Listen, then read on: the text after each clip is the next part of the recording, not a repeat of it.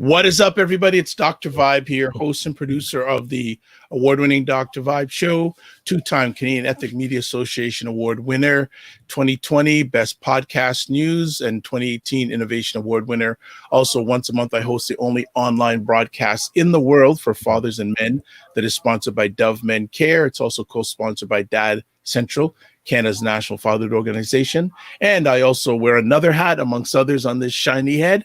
I also am the board chair of the Global Food and Drink Initiative, and its purpose is to showcase Blacks in the diaspora that are involved in food, wine, and travel. And I'm joined here with Mr. Ryan Knight. It's the Morning Vibe, March 26th, Ryan. Yes, sir. Who are you? I know you a bit, but who are you? Oh, boy. So as you mentioned, feeling the vibe this morning. Ryan Knight, one of the co-founders of the Afro-Caribbean Business Network, better known as ACBN Canada. Also an entrepreneur. I run a social enterprise called Detailing Nights. We are a mobile waterless car cleaning service. So we come to your house or to your office, clean your car on the spot without using any water. And we have our own plant-based cleaning supplies. So super eco-friendly and safe for the children. And now coming out of COVID, if you need your car disinfected, we are your people. What I'm most proud of with the company is we have a youth entrepreneurship program. So if you have a student in high school or a child, one of your children in high school or college, and they're looking for a job, please send them over. We will teach them to start their own business so they don't have to go out begging for a job. They can create their own career. So yes. Wonderful, wonderful. Well, how's the week been? It's been, I don't know if you've been noticing, but no, I don't notice a thing. I'm buried under the ground. Yes. A lot of announcements have been creeping out about supporting Black entrepreneurs. So You're CIBC kidding. announced their new Black entrepreneurship programs. RBC with Futurepreneur announced their new Black entrepreneurship program. I'm excited to see what the difference is between the traditional process. And I've gone to CIBC before. I've tried to open a business bank account. So I've had that experience. And now they have a new program for Black entrepreneurs. So I'm curious to now compare the two experiences. And same with Futurepreneur. I've gone through Futurepreneur before. I have people in our network that have gone through it, both some successful, some not. And now there's a new Black focused Futurepreneur, brand spanking new. So what will be the difference? I feel like as a community, we are now going to be in analysis mode. People are starting to announce things. In May, the government, the federal government, their Black entrepreneurship program is supposed to be releasing more details and we can start applying. Let's see what the change is. So, and it's interesting. I didn't know any about that stuff because we have offline conversation about this. I am tired of analysis. I want action. Well, this is the action that we've been given, right? I want the action on the ground level. But that's what I mean. So when they say they're going to do things, and now if you say we want action, this is like what has been proposed to us. So now they're saying go to Futurepreneur. They have a new Black focus lens. All those barriers in the past, they're going to be melted away and you are going to get what you need. So we have to analyze the action now. We have to say, okay, this is what we better stop all that because we're supposed to have a guest here and we're keeping her out of the frame, and she's gonna come hard, especially at you because she knows you. But I'm just gonna leave it at this: analysis is great, but each day that something isn't done at the ground level just puts Black Canadians farther behind. And I don't mind analysis, but we all know what the challenges are, but okay, that's a whole other conversation. All right. So you know what? We have another wonderful lady on today because again, it's International Women's Month, and International Women's Month is every month. International Women's Month is every day, but I'm going to have you introduce our guest today.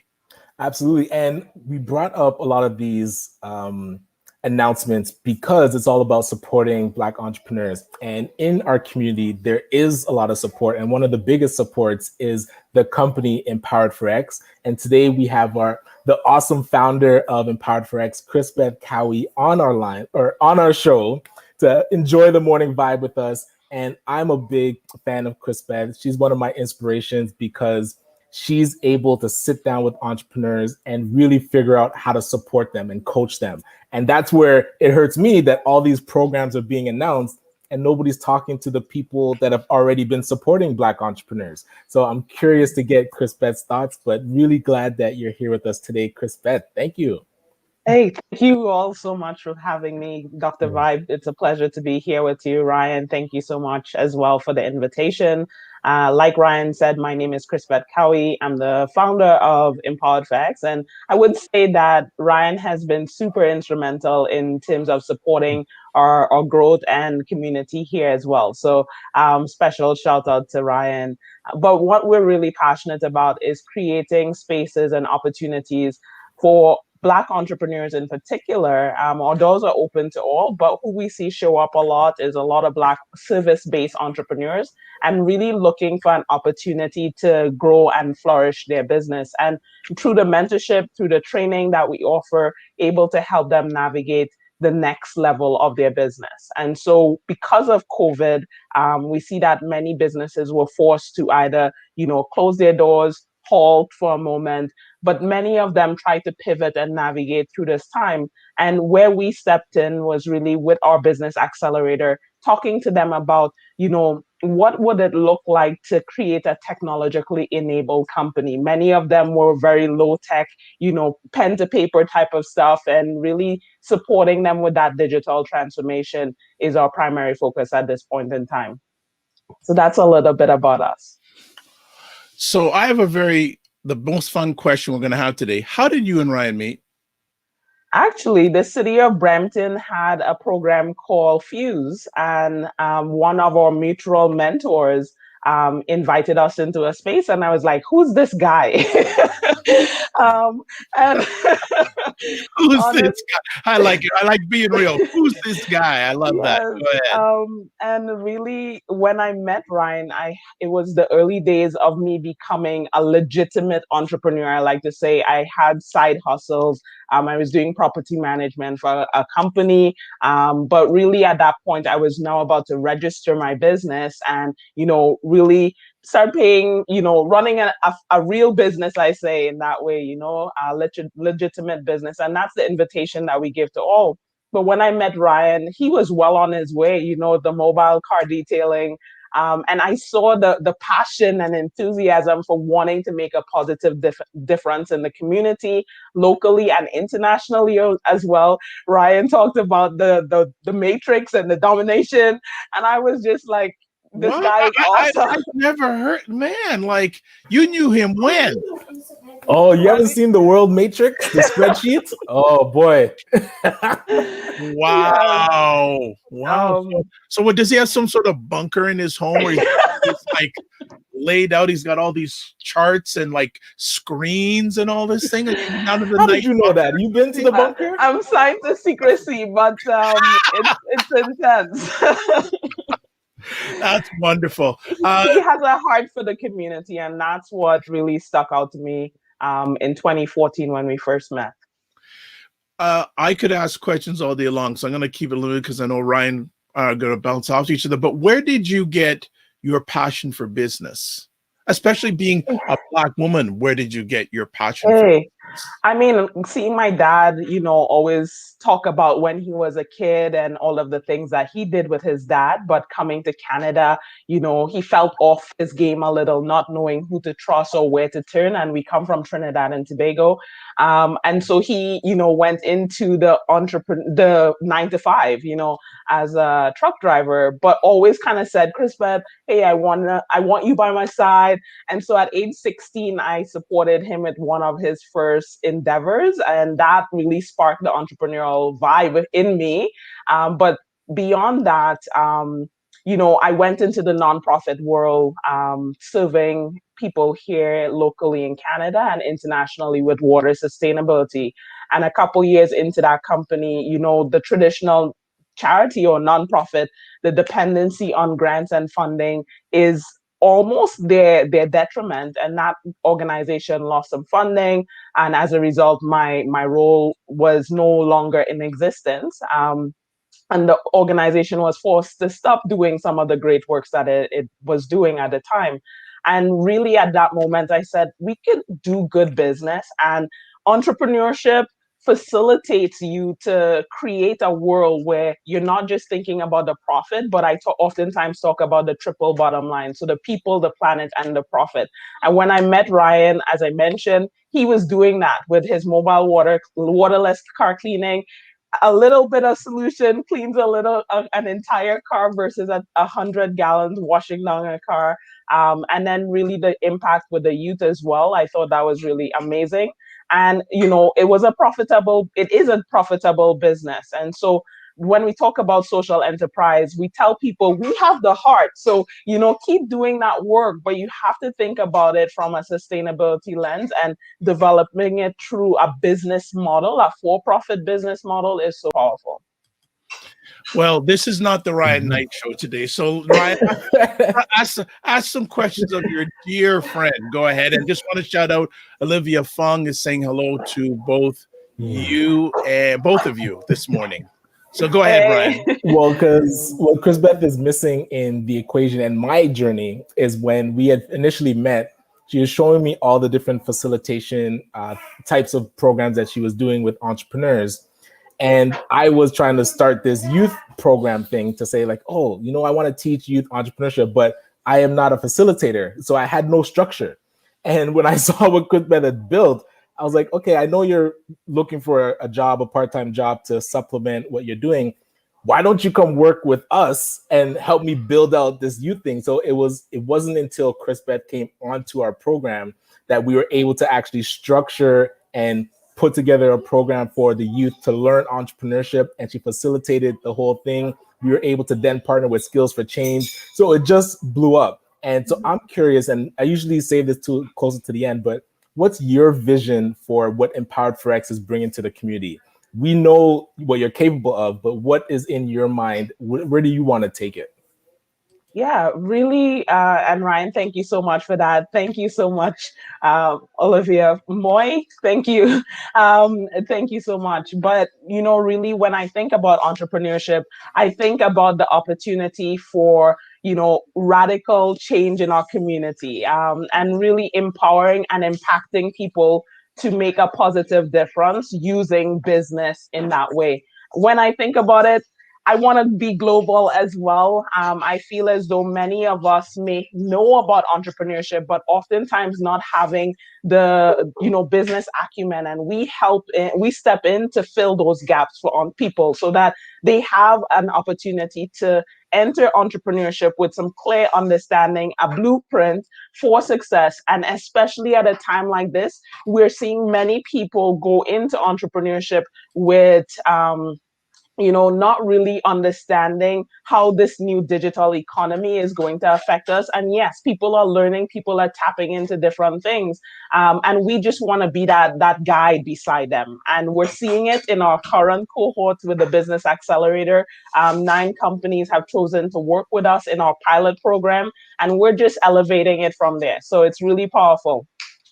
I have a quick question. One of the words you mentioned just caught my ear. You said radical change. What are some of the radical changes you feel the Black Canadian community needs to do, or many of us in the Black Canadian community, when it comes to entrepreneurship? The radical change starts with community in a collaborative way. And this is why we, with our co-working space in Brampton, I think we got to see that on a micro level. And what the beauties, entrepreneurs coming into a centralized space, sharing ideas, and truly working together with each other, that unity, the community trust. We know within the Black community in particular, there have been many people who may have had a bad experience and now saying, okay, I no longer want to work with those people. But the invitation is, come back to the table, come back and let us rebuild structures for ourselves so that we're ultimately able to grow economically, grow socially, and ultimately grow together as one. Ryan, I'm backing up now. Well, actually, you didn't mention, but I'm going to mention every day you do the BizGrams.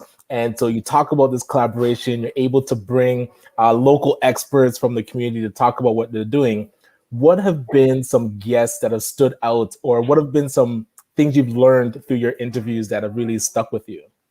Yeah, so BizGrams, for those of you who don't know, it's an opportunity for entrepreneurs to be showcase their awesome entrepreneurial journey or challenging entrepreneurship journey and how they're navigating what they've learned through this process.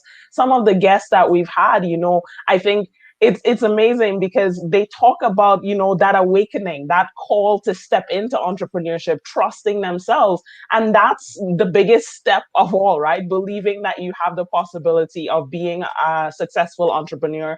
And I think when I met Ryan, he shared the story. It was like, hey, I have this curriculum, I'm training, I'm facilitating, and an invitation to do that with him just took me to a whole nother level. And so people had mentors coming alongside them, and they spoke about those.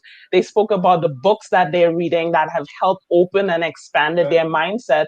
But one of the biggest things that has like a common theme, we've been doing this over since February 8th of this year, is that you do not have to do it alone. And that's what sits with us, right? And I think Ryan and I and our community over at ACBN and Empowered Facts is an example of that. Dr. Vibe, you give people spaces to come and collaborate and share with you as well. You're an example of that. We do not have to do it alone. And that learning and giving and sharing ultimately makes the entrepreneurial journey so much easier.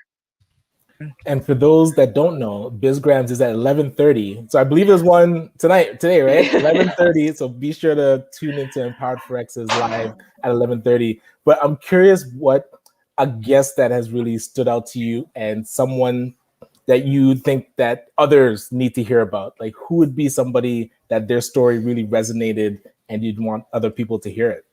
Yeah, so we have Jacqueline Anderson. I think Jacqueline surprised me. This woman has been, she runs a cleaning company, really came from the US and started building here. And, she's doing well in her business, but she talks about the challenges that she's experienced as a Black woman going into oftentimes white spaces and really being able to demonstrate the professionalism and people just being in awe of the work that she's doing. And one of the cool things she oftentimes says, she saw me speak a couple years previously, and wanting to say, hey, you're an inspiration, you've helped me along my way, and I have no clue. So I like to tell people are watching, people are listening. And for me, when I met her and just learning about her story and really looking at how she went from being that solopreneur, now her family is engaged, she has a team, and that growth, and really the persistence and the energy. If you meet Jacqueline Anderson, you're going to be hyped up, you're going to get some positive vibes for sure. And some great lessons as well. Well, go ahead, Dr. Van. Just ask, what are some of the common challenges you're hearing from Black Canadian entrepreneurs that they're facing in their entrepreneur journey? Yeah, and I think Jacqueline's story talk about that a little. And we hear, not being comfortable sometimes in oftentimes white spaces, and really coming to acceptance of self and saying, I deserve this opportunity, and pursuing and being persistent through those spaces. So that's one. The other that I would mention is around funding, going into banking institutions or looking for venture capitalist fund and getting no's or getting rejected. And they have the business plan. Some of them, I'm not saying that all have been, well prepared, but many of them who are still gets rejected. Jacqueline Anderson have shared, being banking with her bank for so many years and still being asked the question, who are you? What type of business transaction you're doing? And 20,000 money is coming into her account, and she's still being treated as, like, why are you here, kind of thing. And so those two areas, so feeling a sense of belonging within this Canadian landscape, access to capital has been another, and really looking at overall finding those guides and mentors along the way. And we're really trying hard to find communities that can come in and support our entrepreneurs from a mentorship perspective. And you mentioned that experience she had with the banks. I know you have your stories to tell, But I'm curious your thoughts on the different announcements that have been made. So CIBC is announcing their Black-focused initiatives. RBC is now announcing their Black-focused initiatives with Futurepreneur. And the federal government is announcing their partnerships with the different banks and their Black-focused initiatives. What have you seen? What are you expecting? And I mean, yeah, what would be your take on all these announcements that have currently been happening? So my encouragement to our community is keep doing the work. You focus on bringing in sales into your business. Keep doing the work to build your organization. These announcements, like Dr. Vibe, I get my news from you, Ryan. So I appreciate you for that. But when we're on the ground working with these entrepreneurs day to day, my encouragement to them is, yes, tap into those things, but stay focused on your mission and vision. Because sometimes we know that announcements happen and for months, years, nothing happens. So if you're just waiting, saying, give me, no, build your business, focus on building your business. And with the people in power who are making these announcements, my call to action for them is actually to see this through. Okay, if you're wanting to invest in the Black community, not just say it. Yes, you're putting the money, but make sure that it is not just going to say, okay, we're going to spend on the human resource to deliver the program, this to deliver the program, and the money doesn't actually get to the people. That is a problem, in my opinion. And I remember when we were doing the youth program and we had our book club, and one of the books was Start With Why. And in that book, it talked about the difference between just throwing money at something and actually giving your time towards something. And I feel like that is what's slowly missing with a lot of these announcements. Sure, 200 million, sure, 100 million, sure, 2 million, but you don't feel the real, they're not taking, putting their skin in the game. They're not saying like, hey, we are going to take these 10 employees and they're going to sit down with entrepreneurs and get them to understand P&Ls and like asset management and leveraging capital. Sure, you're going to give me a loan. How do I leverage this debt? A lot of our community are not fearful of loans, but they have a disdain and they're not really comfortable with taking on debt. How do we make our community comfortable with that? I feel like that is what's starting to miss. And I feel like that's the role that you're playing. Like you actually sit down with the entrepreneurs so that if they get 20K, they know what to do with it effectively and not waste it on an app that nobody wants. So what would, like, if you could build your own program and you had the unlimited funding, what would it look like? Like, what would you want to bring to the community? Yeah, I appreciate the conversation and question. I feel as though we have organizations that are already stepping into the space of, saying not just the money. So the Black North Initiative, they've rallied CEOs to come in and work with Black entrepreneurs through the Black Business Chamber, the Black Chamber of Commerce. And so I want to applaud that effort because, to Ryan's point, it is not just about giving the money, right? Entrepreneurship, as I mentioned, many of us got that entrepreneurial seizure, which Michael Gerber in his book talks about in the E-Myth. We said we're tired of doing it for the man or the woman, and we want to do it for ourselves because we got some talents to share. And the applaud is great job, you got started. But the challenge where we see the breakdown is that many of us don't build for scale, and part of it is like you're the visionary, you're the manager, and you're the technician, the person who's doing it. So now all of the job is you. You are the bottleneck in your business. And I would agree, there are many CEOs or companies or people that have built successful ventures. And what is needed is that mentorship, the learning. Not everyone has the ability to go and take an MBA, all of these things. So if you have these liaisons going in the community, that is powerful, along with the capital, right? So I'm not saying no money, and, right? And so the program that I'm passionate about and continue to strive to build is one where we provide that business acumen. We have mentors coming alongside you, and with the way the economy is going, we're not going to go back to a post-digital economy. It's only going to continue to advance, really supporting and challenging the thinking of many Black entrepreneurs in this space, right? Either you look at your business, how do we become more technologically enabled? So looking at the systems and processes to help deliver the value. But furthermore, you can develop the technical tools, those digital tools to bring to market and make a positive difference. And so that's what I'm passionate about, I'm energized about, and I continue to seek, funding and support in this space as well. Do you rest?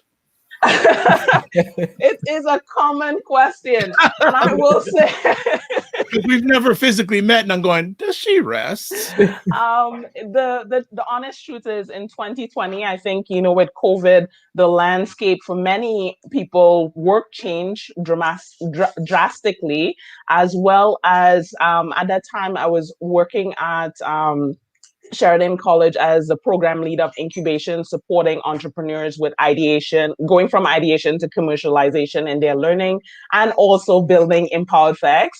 And so my days were very long, to say the least. And what I realized I was not taking care of my health. I was just go, go, go, go.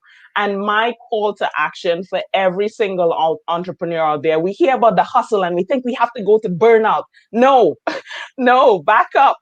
And what really grounded me, at one point I couldn't even lift my arm. I think I was so stressed, so overwhelmed, and really taking a time to say pause and recalibrate. I don't like to say reset, recalibrate.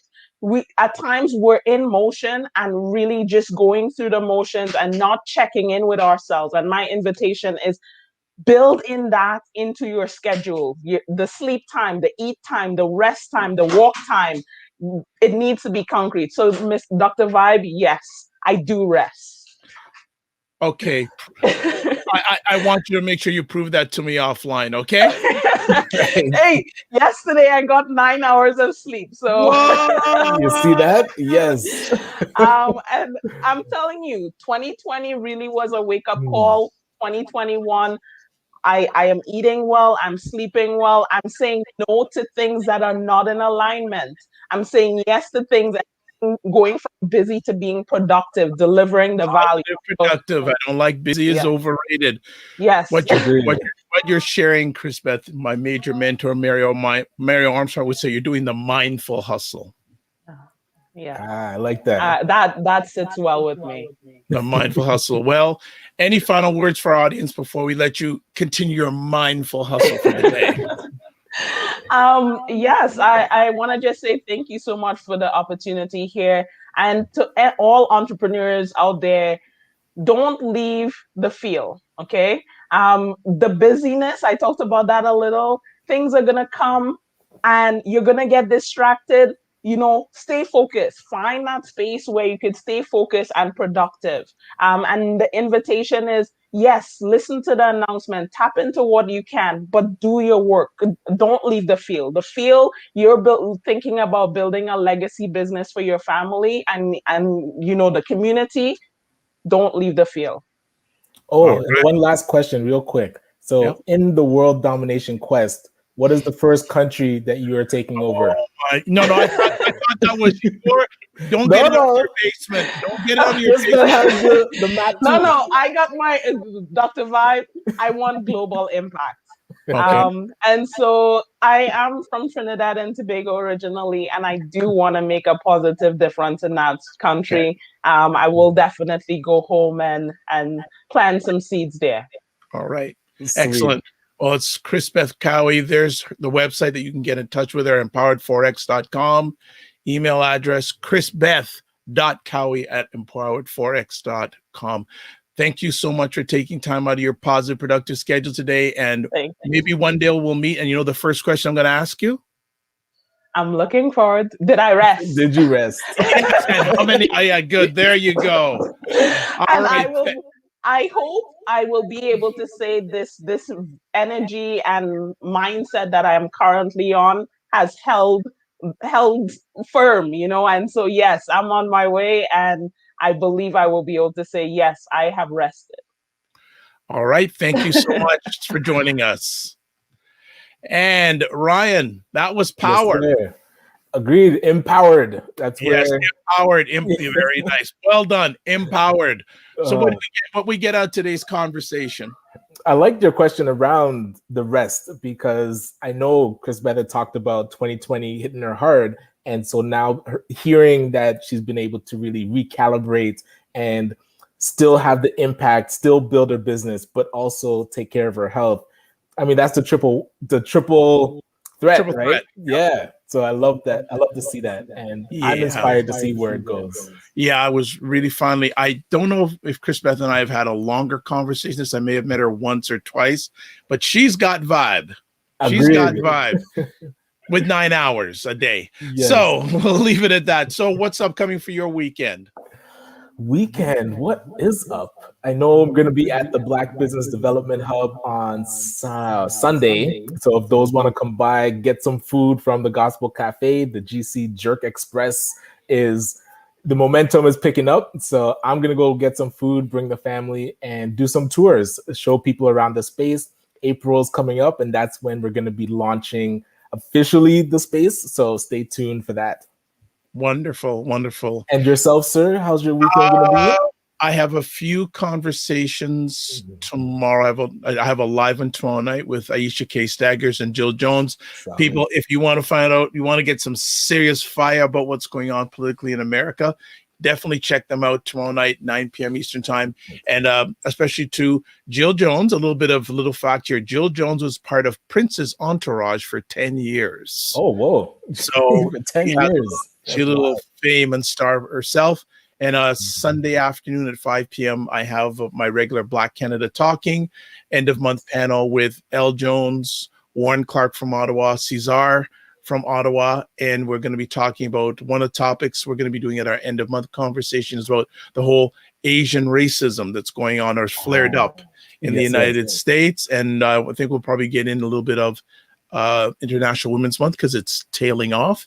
And that leads us to next week. We've got 2 more ladies coming up next week, Monday at 9 a.m. Wherever you're watching this live or on replay, we have Rosemary Sadler. And Rosemary Sadler has been a long-time champion of Black Canadians. And last week or this past week, the Parliament, every member of Parliament voted yes to making August 1st Emancipation Day. Right.